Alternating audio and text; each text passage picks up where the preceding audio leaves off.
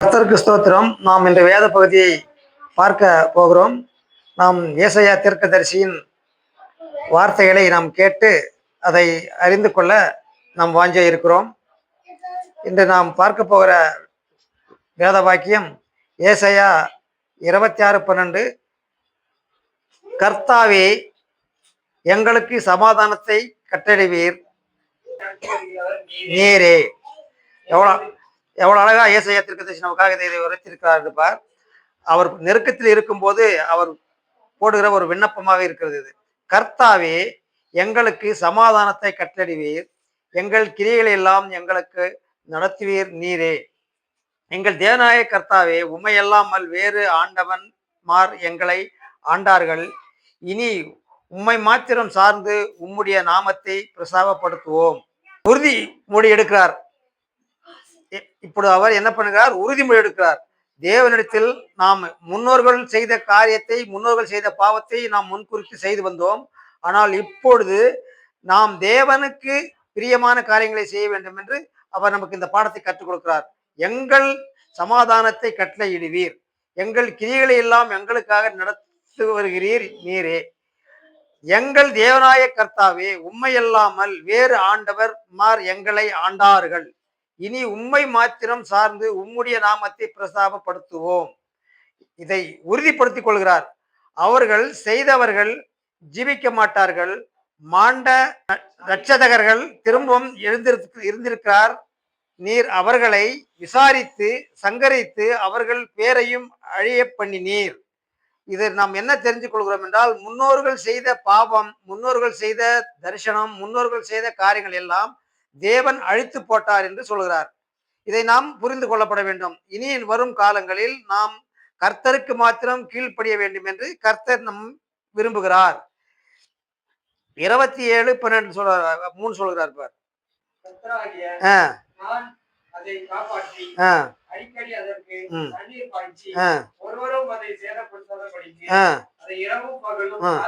கொள்வேன். இதுக்கு என்ன அர்த்தம் என்றால், இந்த வரும் காலத்தில் வருகிற இந்த வசனங்களை நாம் தண்ணீர் பாய்ச்சி, எதுவும் எவ்வளவு அழகா சொல்றாரு பார்.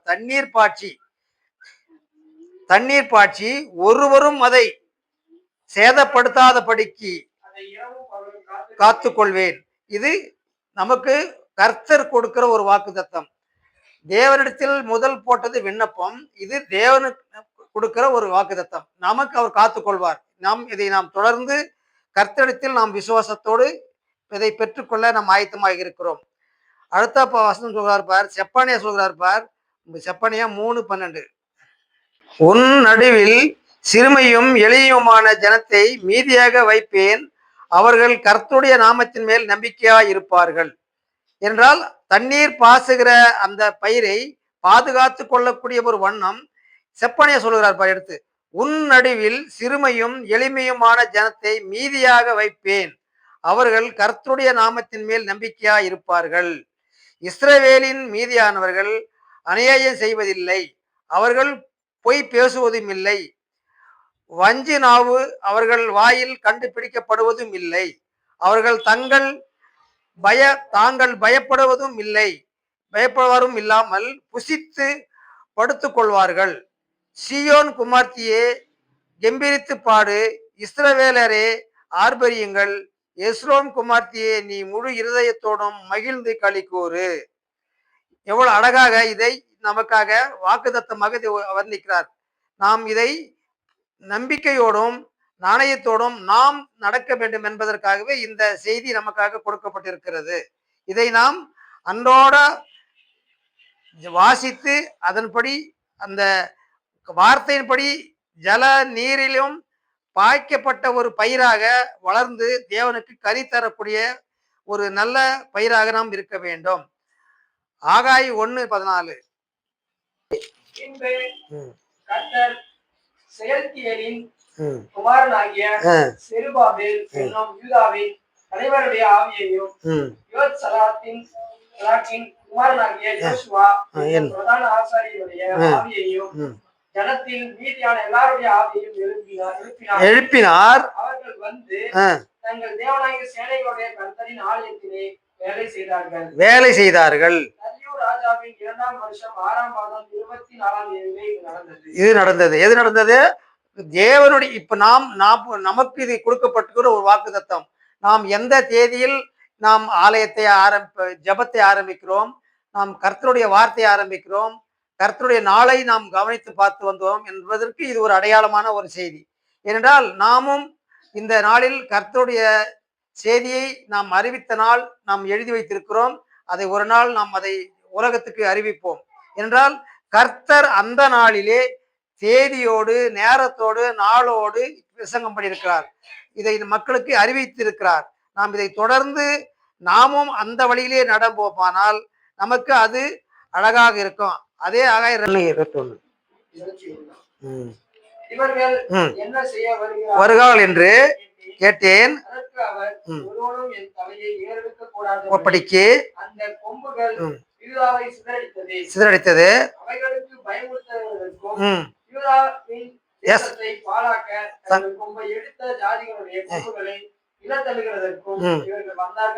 என்றார்.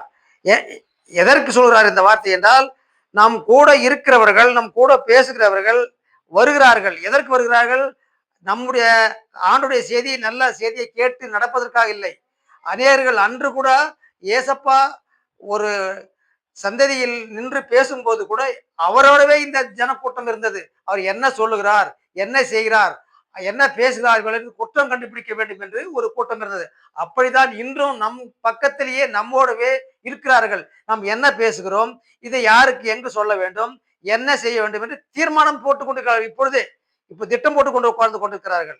இது உண்மை பார். இதை எவ்வளவு அழகா சொல்றார் பார். இது ஒரு கூட்டம் இருக்கிறது. இந்த கூட்டத்தை நாம் எதிர்பார்க்க கூடாது. நாம் கர்த்தருடைய பாதையை மட்டும் தொடர்ந்து பார்க்க வேண்டும். எது நடந்தாலும் சரி, எது வந்தாலும் சரி, எது வரலாலும் சரி, எப்படி இருந்தாலும் சரி, நாம் கர்த்தருக்கு ஊழியம் செய்வோம், கர்த்தரோடு இருப்போம். இதுதான் கர்த்தர் நமக்கு கொடுக்கிற உண்மையான வாக்குத்தத்தம். சகரியா 3:6 தூதன் சாட்சியாக என்னவென்றால், நடந்து காத்தால் விசாரிப்பாய், காப்பாய் இட்டேன். அவ்வளவு அழகா இதை நமக்கு வர்ணிக்கிறார் பார். நாம் ஒவ்வொரு நாளும் நாம் கர்த்தருடைய வார்த்தையின்படி, கர்த்தருடைய தூதன் அவருக்கு சாட்சி கொடுக்கிறார், சாட்சியாக சொல்கிறார். இதை நாமும் சாட்சியாக கடைபிடிக்க வேண்டும். சேனைகளின் கர்த்தர் உரைக்கிறது என்னவென்றால், நீ என் வழிகளில் நடந்து என் காவலை காத்தால், நீ என் ஆலயத்தில் நியாயம் விசாரிப்பாய், என் பிரகாரங்களையும் காவல் காப்பாய், இங்கே நிற்கிறவர்களுக்குள்ளே உலாவுகிறதற்கும் இடம் நான் உனக்கு கட்டளையிடுவேன். என்ன எவ்வளவு அழகாக இதை அவர் சொல்கிறார் பார். நாம் இதை கடைபிடிக்க வேண்டும் என்பதற்காகவே இந்த கட்டளைகள் நமக்காக பிறக்கப்படுகிறது. என்ன அதே 6:1 திரும்பவும் என் கண்களை எடுத்து இதோ 2 பர்வதங்களில் நடுவாக புறப்பட்டு வருகிற 4 ரதங்களை கண்டேன். அந்த பர்வதங்கள் வெண்கல பர்வதங்களாக இருந்தன. முதலாம் ரதத்தில் சிவப்பு குதிரைகளும், 2ஆம் ரதத்தில் கருப்பு குதிரைகளும், 3ஆம் ரதத்தில் வெள்ளை குதிரைகளும், 4ஆம் ரதத்தில் புள்ளி புள்ளியான சிவப்பு குதிரைகளும் பூட்டியிருந்தன. நான் என்னோட பேசின தூதனை நோக்கி, ஆண்டவனே, இவைகள் என்னவென்று கேட்டேன். அதற்கு தூதன் எனக்கு பிரதியுத்தரமாக, இவைகள் சர்வலோகத்துக்கும் ஆண்டவராய் இருக்கிறவருடைய சமூகத்தில் நின்று புறப்படுகிற வானத்தினுடைய 4 ஆவிகள் என்றார். ஒன்றில் கூட்டப்பட்டிருந்த கருப்பு குதிரைகள் வடதேசத்துக்கு புறப்பட்டு போயின. மென்மையான குதிரைகள் அவைகளின் பின்னாலே புறப்பட்டு போயின. புள்ளி புள்ளியான குதிரைகள் தென்தேசத்துக்கு புறப்பட்டு போயின. சிவப்பு குதிரைகளோ என்றால் புறப்பட்டு போய் பூமியிலே சுற்றி திரிபடி கேட்டுக்கொண்டன. அதற்கு அவர், போய் பூமியில் சுற்றி திரியுங்கள் என்றார். அப்படியே பூமியிலே சுற்றி திரிந்தன. இப்போ இது எதற்கு சொல்கிறார் என்றால், இன்றைக்கு நடக்கக்கூடிய காரியங்களை அன்றே அவர் எடுத்து நமக்கு உரைத்திருக்கிறார். இன்றைக்கு இந்த குதிரைகள் சுத்தி திரிகிறது என்று சொல்லக்கூடியது இன்னைக்கு அறிவித்தார். அறித்தபடியே இன்று அளித்த வார்த்தையின்படி நடந்து கொண்டிருக்கிறது. இது என்றால் தேவன் கொடுக்கிற ஒரு வார்த்தை, சாட்சி, வாக்குத்தத்த வார்த்தைகள். இதெல்லாம் ஒவ்வொன்றும் இன்றைக்கு 300 வருடம், 200 வருடம், 100 வருடம் என்று ஜனங்கள் கணிக்கிறார்கள். ஆனாலும் கணித்தாலும் அது பின்தொடர்ந்து நம்மை வருகிறது. என்னால் சபிக்கப்பட்டதும் ஆசீர்வதிக்கப்பட்டதும் கர்த்தருடைய வார்த்தை. யார் ஆண்டவருக்கு விரோதமான காரியங்களை செய்கிறார்களோ அவர்களை சபிக்கிறார். யார் ஆசீர்வாதமான காரியங்களை அவருக்கு பிரியமான காரியங்களை செய்கிறார்களோ அவர்களை ஆசீர்வதிக்கிறார். இதுதான் இந்த வார்த்தையினுடைய வழி. இன்றைக்கு சாபனைக்குள் தான் அவள். ஆனால் அதுக்காக முன்னே ஜெபம் பண்ணும்போது சொன்னேன், நாவுகளை அடக்க எங்களுக்கு கிருபை தாரும். நாவுகளில் நாங்கள் நல்ல வார்த்தைகளை பேச எங்களுக்கு தரும். பாடல்களை நாம் பாடினோம், நல்ல பாடல்கள். அந்த பாடலும் ஏற்றவாறு வசனம் வருகிறது. நாம் என்ன செய்கிறோம் என்பது தேவன் அறிந்து கொண்டிருக்கிறார். அதை காத்துக்கொள்ளும் வண்ணத்தை நமக்கு தந்தருளுவார். அதை நாம் தேவனிடத்தில் கேட்கணும். எப்பொழுதும் ஒரு குழந்தை அழுகிறது என்றால் அழுந்துதான் அது பால் குடிக்கும். அழாத பிள்ளை பால் குடிக்கவே குடிக்காது. எப்பவுமே அது பாட்டு தூங்கினே தான் அமைதியாக தான் இருக்கும். அழுகிற பிள்ளை தான் பால் கொடுக்கும். அதே மாதிரி வாழ்க்கையில் தேவனத்தில் நாம் கேட்கிறதை தான் பெற்றுக்கொள்ள முடியும். கேட்காத எதையும் பெற்றுக்கொள்ள முடியாது. நாம் ஞானத்தை தாரும் அன்றே, எனக்கு நன்ற கல்வி தாரும் அன்றே நாம் ஜெபம் பண்ணினால் கண்டிப்பாக நமக்கு ஞானத்தை தருவார். அந்த ஞானம் நமக்கு பிறக்கப்படும். அது நமக்கு பிரயோஜனமாக இருக்கும். இதுதான் நமக்கு கொடுக்கிற ஆண்டவருடைய வாக்கு தத்த வார்த்தைகள். 8:20 இங்க சொல்றாரு, பகவான் சொல்றாரு. இன்னும் ஜனங்களும் அநேகம் பட்டணங்களில் குடிகளும் வருவார்கள் என்று சொல்லுகிறார். பாத்தியா? ஒரு பட்டணத்தின் குடிகள் மறுபட்டணத்தின் குடிகளிடத்தில் போய் நாம் கர்த்தருடைய சமூகத்தில் விண்ணப்பம் பண்ணவும் சேனைகளின் கர்த்தரை தேடவும் தீவிரித்து போவோம் வாருங்கள், நாங்களும் போவோம் என்று சொல்லுவார்கள். இன்னைக்கு இது நடந்து கொண்டிருக்கிறது. என்றால் இது உலகத்துக்கு நாம் எச்சரிக்கையானது. இது எச்சரிக்கை வார்த்தை. நாம் ஒவ்வொரு நாளும் அவர்களுக்காகவும் நாட்டுக்காகவும் மக்களுக்காகவும் தன் குடும்பங்களுக்காகவும் எல்லாருக்காகவும் ஜெபிக்க வேண்டும். ஜெபம் தான் நம்மை ஜெயிக்கும். ஜெபம் தான் நம்மை காப்பாற்றும். ஜெபம் தான் நம்மளை தப்பு வைக்கும். என்ன பாட்டு பாடினோம், தப்பு வைக்க வல்லவராக இருக்காரு. தப்பு வைக்கிறவர் அவர்தான், தாங்குகிறவரும் அவர்தான். நாம் பலத்தினாலும் அல்ல, பலாக்காரத்தினாலும் அல்ல, தேவனுடைய ஆவினால் எல்லாம் ஆகும் என்று தேவனுடைய வார்த்தை சொல்லுகிற வார்த்தை. நாம் அதை கவனித்து களி கூறுவோம். அடுத்தது 14:3. கர்த்தர் புறப்பட்டு யுத்த நாளிலே போராடுவது போல் அந்த ஜாதிகளோடே போராடுவார். அந்நாளிலே அவருடைய பாதங்கள் கிழக்கே எருசலேமுக்கு எதிரே இருக்கிற மலையின் மேல் நிற்கும். அப்பொழுது மகா பெரிய பள்ளத்தாக்கு உண்டாகும்படி ஒலிவமலை தன் நடுமையத்திலே கிழக்கு மேற்காய் எதிராக பிளந்து போகும். அதனாலே ஒரு பாதி வடபக்கத்திலும் ஒரு பாதி தென்பக்கத்திலும் சாயும். இது எவ்வளவு அழகாக இந்த வார்த்தையை கொடுக்கிறார் பார். இது அன்னைக்கே இந்த வார்த்தையை சொல்லிவிட்டார் ஆண்டவர், இது நடக்கும் என்று. ஆனால் நாம் இதை உணர்ந்து கொள்ள வேண்டும், புரிந்து கொள்ள வேண்டும். நாம் பரவாயில்ல, நல்ல செல்வாக்கா வாழ்ந்து கொண்டிருக்கிறோம், நாம் இந்தியாவில் இருக்கிறோம், நமக்கு எந்த ஒரு ஆபத்தும் இல்லை என்று நாம் ஒருவரும் எண்ணக்கூடாது. அவர்களுக்காக நாம் ஜெபிக்கப்பட வேண்டும், தினமும் ஜெபிக்கப்பட வேண்டும். நம் ஜனங்கள், நம் கூட்டம், நாம் கிறிஸ்துவர்கள் என்றால் இதை நாம் தெளிவாக பார்த்து அதற்கேற்றவாறு நம்ம இன்றைக்கு தினமும் ஜெபிக்க வேண்டும். ஒவ்வொரு நாளும் ஒவ்வொருத்தரும் ஒவ்வொரு குடும்ப ஜெபத்திலும் தனி ஜெபத்திலும் நாம் அவர்களுக்காக நமக்காக நாம் ஜெபிக்க வேண்டும். என்றால் நாம் இந்த நலமாக இருக்கிறோம் என்பது யாருடைய சித்தம்? தேவனுடைய சித்தம் இருக்கிறது. தேவன் கருணை இருக்குது. இன்னைக்கு நம்மளை எதற்கு எழுப்பியிருக்கிறார் என்றால் அதற்காக தான் நம்ம உற்சாகப்படுத்தி எழுப்புகிறார். ஒவ்வொருவரும் வேண்டும். முன்னே சொன்னோம், விளைந்த நிலமாக, விளைந்த கனியாக, விளைந்த செடியாக இருக்க வேண்டும். தண்ணி பாய்ச்சி வேண்டார். நமக்கு தண்ணி பாய்ச்சி கொண்டிருக்கிறார். அவருடைய வார்த்தையை பாய்ச்சி கொண்டிருக்கிறார். அவருடைய வசனத்தை பாய்ச்சி கொண்டிருக்கிறார். அதை நாம் கேட்டுக்கொண்டிருக்கிறோம். அதன்படி நடக்கப்பட வேண்டும் என்றுதான் வார்த்தை கடவுள் நமக்கு இதை தெளிவாக கொடுத்து கொண்டிருக்கிறார். நாம் இதை தொடர்ந்து படிக்க வேண்டும். மல்கியா 3:1 சொல்கிறார். இதோ அனுப்புகிறேன், அவன் எனக்கு முன்பாக போய் வழியை ஆயத்தம் பண்ணுவான்.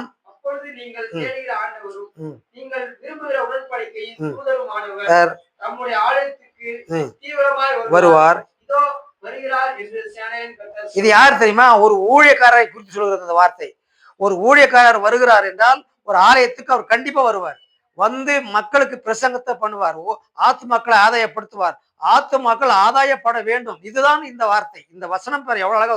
இதோ நான் தூதனை அனுப்புகிறேன். யாரு? ஒரு ஊழியர் தான் தூதர்.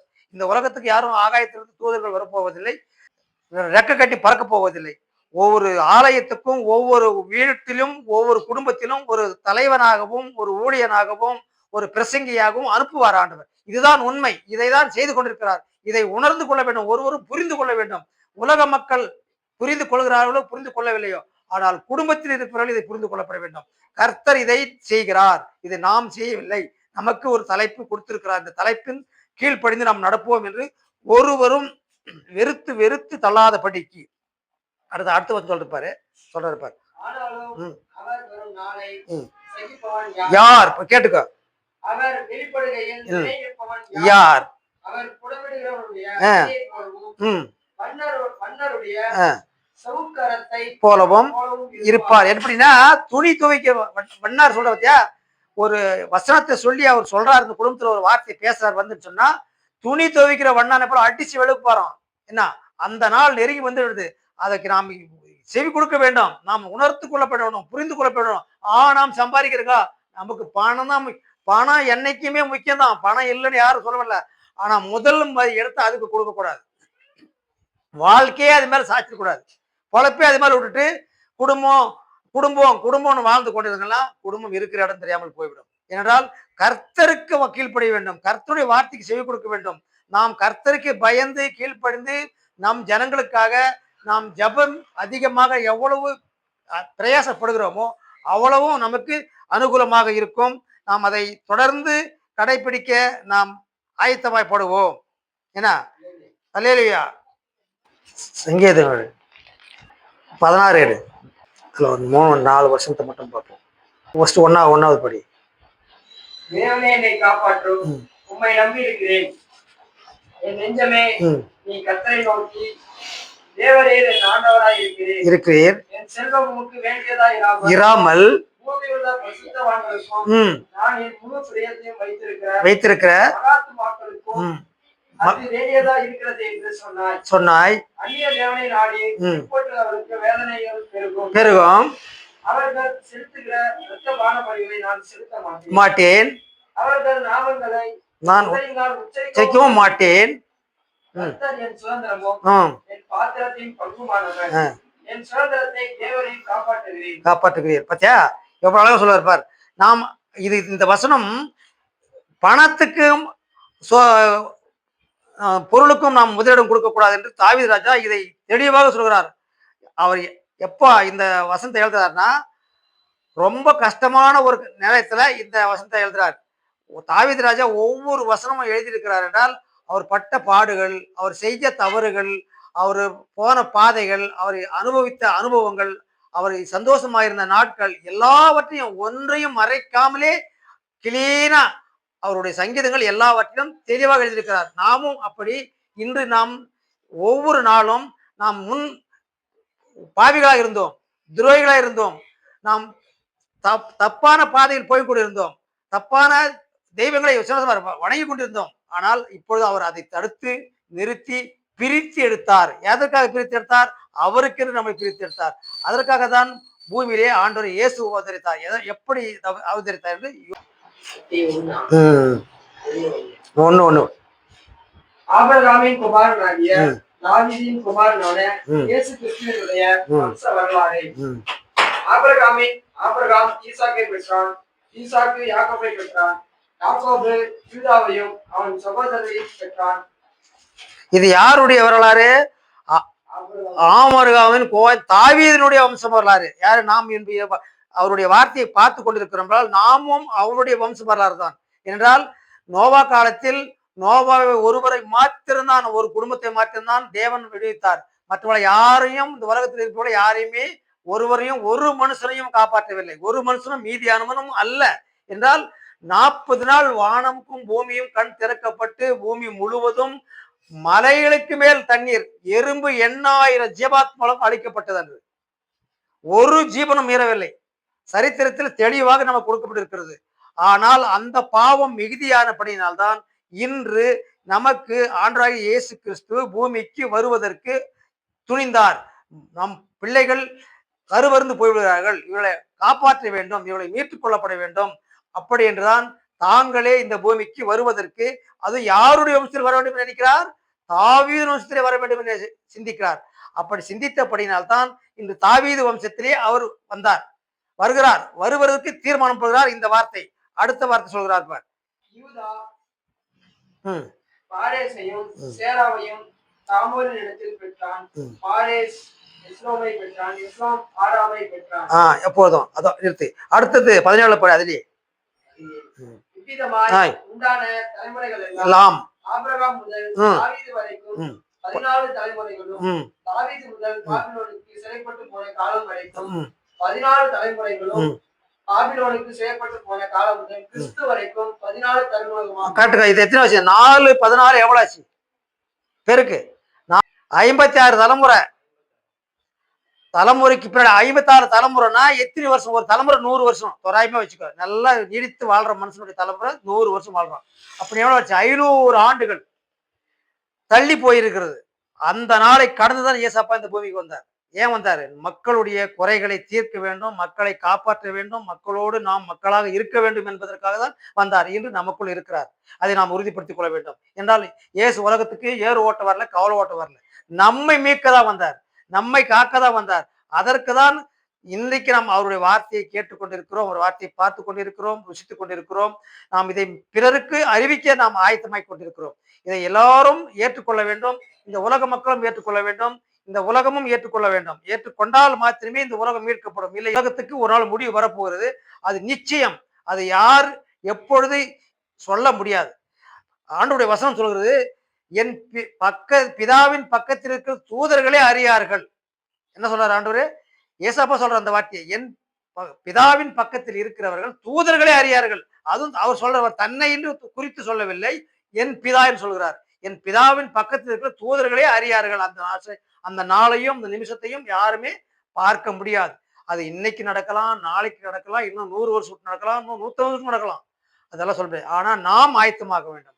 நாம் ஆண்டவருக்காக ஆயத்தப்பட்டு ஆயத்தத்தோடு இருந்தால் நாம் ஆண்டோருடைய வருகையில் ஆண்டோட இருப்போம். இதுதான் உண்மையான வார்த்தை. 20 அவன் இப்படி சிந்தித்துக் கொண்டிருக்கையில் கர்த்தருடைய தூதன் சொப்பனத்தில் அவனுக்கு காணப்பட்டு, தாவீதின் குமாரனாகிய யோசேப்பே, உன் மனைவியாக மரியாதை சேர்த்துக் கொள்ள ஐயப்படாதே. அவரிடத்தில் உற்பத்தியா இருக்கிறது பரிசுத்த ஆவியினால் உண்டானது. யாரு? ஆண்டவர் மனுஷனுடைய பாவத்திலேயோ சாபத்திலேயோ உதித்தவர், பிறந்தவர் அல்ல. அவர் பரிசுத்த ஆவியினாலே ஒரு கன்னிகையின் வயத்திலே அவர் நமக்காக பிறந்தார். நாம் அதை இன்று முழுமையாக ஏற்றுக்கணும். இன்னைக்கு உலகம் பேசுது, அது எப்படி அப்பம் இல்லாத புள்ள பிறந்துருச்சு? இன்னைக்கு உலகம் பேசுது, இந்த வார்த்தை கேட்குது. என்னை எத்தனை பேர் கேள்வி கேட்டாங்க. நான் சொன்னேன், உனக்கு உண்மையை அறியாதவர்களுக்கு உண்மை தெரியாது. உண்மை ரூபம் என்னன்னு உனக்கு அது உருவம் புரியாது. ஏன்னா உனக்கு பொய்க்கு தகப்பன், பொய்க்கு சகோதரன், பொய்க்கு உடனாளி எல்லாம் உங்கூட இருக்கிறான். அவன் தான் உன்னை இப்ப பேச சொல்றான். என்ன? அவன் தான் உன்னை பேச வைக்கிறான். இங்க என்னை கேள்வி கேட்க வைக்கிறான். நான் அல்ல அதற்கு. என் பிதா எனக்கு சொல்லியிருக்கிறார். என் பிதா எனக்கு பரிசுத்தம் பண்ணியிருக்கிறார், பரிசுத்தமாக இருக்கிறார். அவர் பரிசுத்த ஆவியானவர். யார் அவரை விருப்பத்தோடு விரும்பி கேட்கிறார்களோ அவர்களுக்கு தரிசனம் கொடுக்கிறார். அவர்கள் அதை விட்டு அவருடைய தரிசனத்தை யார் பார்க்கிறார்களோ, யார் ஏற்கிறார்களோ அவர்களை யாராலும் ஒன்றும் செய்ய முடியாது. அவர்களிடத்துல யாரும் ஒன்றும் ஜெயிக்கவும் முடியாது. அவர்கள் தோல்வி அடைந்து போவார்கள். வசனம் சொல்கிறது, நீ போ, அங்கு பேச வேண்டியது நீ அல்லாது நானே. கர்த்தருடைய வார்த்தை இதெல்லாம். இது நாம பேசக்கூடிய வார்த்தைகள் அல்ல. இந்த வார்த்தையெல்லாம் பைபிள் ஆதாரம் உண்டு. என்ன சொல்லுகிறார்? ஒவ்வொரு தீர்க்கதரிசிகளுக்கும் ஒவ்வொரு ஊழியர்களுக்கும் பேசுகிறார். பேசிதான் இந்த வார்த்தையெல்லாம் நமக்கு எழுதப்பட்டிருக்கிறது. நீ போ, அங்க பேச வேண்டியது நீ அல்லாது நானே. அப்போ நாம போறோங்க ஒரு இடத்துக்கு, பிரசங்கம் பண்றதுக்கோ ஒரு இடத்துக்கு பேசுக்க போறோங்க. அந்த இடத்துல ஒரு எதிரான, நமக்கு எதிர்மறையான ஒரு வார்த்தை வரும், தேவையில்லாத ஒரு வார்த்தை வரும். அப்போ ஆண்டவர் நம்மை உணர்த்துவார். அப்போ நாம் அதான் முன்னே ஜெபம் பண்ணும்போது நாவடக்கத்தோடு அவர்களிடம் பேசுவோம். அப்போது அவர்கள் அதை புரிந்து கொள்வார்கள். அவர்கள் நம்ம விட்டு வாபீஸ் வாங்கிடுவார்கள். இது இங்க நம்ம செல்லுபடி ஆகாது, நீங்க பேசுற பேசிக்க நம்மளால ஜெயிக்க முடியாது. அவங்களே வாபீஸ் வாங்கிடுவாங்க அந்த வார்த்தையை. ஏனென்றால் கர்த்தர் நம்மோடு இருக்கிறார். அது இன்னமும் நடக்கிறது. இன்னைக்கு 3-4 நாளைக்கு முன்ன ஒருத்தர் என்கிட்ட ஆரம்பிச்சார் அப்படிதான். அது எப்படி நம்ம வன்னிய ஜாதியில இருந்துட்டு நீ போய் இயேசு கிறிஸ்து ஏத்துக்கின, இயேசு கிறிஸ்துங்க எல்லாரையும் சேர்த்துக்கிறாங்க, எவ்வளவு காசு கொடுத்தாங்க உனக்கு? எப்படி கேட்கறாங்க பத்தியா ஒரு கேள்வி. எவ்வளவு பணம் கொடுத்தாங்க? எனக்கு 10 லட்சம் கொடுத்தாங்க. இதுதானே 10 லட்சம் கொடுத்தாங்க, அதை வச்சுதான் சாப்பிட்டு இருக்கிறேன். என்னப்பா அப்படி எங்களையும் சேர்த்துக்கிறியா? உனக்கு 20 லட்சம் கொடுப்பாங்க வாங்க. என்ன சொன்ன? உனக்கு 20 லட்சம் கொடுப்பாங்க, எனக்கு 10 லட்சம் கொடுத்தா 1 லட்சம் கொடுப்பாங்க வாங்க. என்ன மெய்யா தான் சொல்ல. என்ன ஏன்பா மனுஷன் பேசுற பேச்சை நீ பேசுறியா? ஒரு கடவுளை ஏத்துக்கிறது, கடவுளை கும்பிடுறது யாரும் கூலி கொடுத்து கூப்பிட மாட்டாங்க. நீ எதுக்கு போற கடவுளை கட்டிக்கின்னு கேட்டேன். என் கஷ்டத்துக்கு போனா. அப்படிதான் நான் ஒரு கஷ்டத்துல இருந்தேன். ஆனா இந்த உலகத்துல இருக்கிறவங்க கஷ்டத்துக்கு நீ சாமி கிட்ட போற, நான் போல. நான் இதான் சொல்றேன், இன்னைக்கும் சொல்றேன், நான் போல. நான் கஷ்டத்துல பட்டுன்னு வேதனை பட்டுன்னு மரண தருவாயில இருந்தேன், சாகணும்னு முடிவோட இருந்தேன். அப்ப என் ஆண்டரே என்ன சந்திச்சாரு. அந்த வார்த்தை இடத்துக்கு அவன் அப்படியே ஓசிச்சான். அதுக்குள்ள ஒரு நாள் குறுக்கு வந்துருச்சு. அது நிறுத்திட்டாங்க. அதாவது நின்று போச்சு அந்த வார்த்தை. இல்லைன்னா அவனுக்கு கிளீனா அவனுக்கெல்லாம் சொல்லியிருப்பேன். ஆண்டவர் சாட்சி சொல்ல நான் காத்து கொண்டிருக்கிறேன். ஏன்னா என்னை ஆண்டவர் வந்து சந்திச்சது பாஸ்ட் கூப்பிட்டோ, ஒரு ஊழியம் செஞ்சோ, ஒரு கிராமத்துல இருக்கவங்களோ என்னை வந்து யாரும் கூப்பிட கிடையாது. இன்னைக்கு ஒரு கட்சி நேரத்துல இந்த ஒரு சாட்சியா நான் சொல்றேன். என்னை வந்து யாரும் கூப்பிட கிடையாது. எனக்கு கிறிஸ்துவ என்றால் எனக்கு உலகத்துல தெரியாது. அது அவருடைய நாமம் என்னன்னு எனக்கு புரியாது. அப்படி வாழ்ந்து கொண்டிருந்தவன். என்னுடைய கஷ்டம், என் பாடுகள், வேதனைகள் நேரத்துல நான் மரண தருவாயில் இருந்தபோது என்னையே ஆண்டவர் தேடி வந்து என்னை பேர் சொல்லி அழைத்து என்னை ரட்சித்தார். ரட்சித்தபடியினால்தான் அவருடைய பாதையில் நடந்து கொண்டிருக்கேன். அவர் இன்னைக்கு வருகிற எல்லா ஆபத்திலும் இருந்து என்னை காப்பாற்றி இன்னைக்கு ஜீவனோடு நிக்க வச்சு இதை சாட்சி கொடுக்கும்படி வைத்திருக்கிறார். இது ஒரு சாட்சியாகவும் இன்று செய்தியாகவும் இதை எனக்கு அறிவிக்க உதவி செய்ததற்காக கர்த்தருக்கு கோடி கோடி நன்றி ஏறெடுத்து ஆண்டவருடைய சாட்சியை இப்போது முடித்துக் கொள்கிறேன். கர்த்தருக்கு ஸ்தோத்திரம்.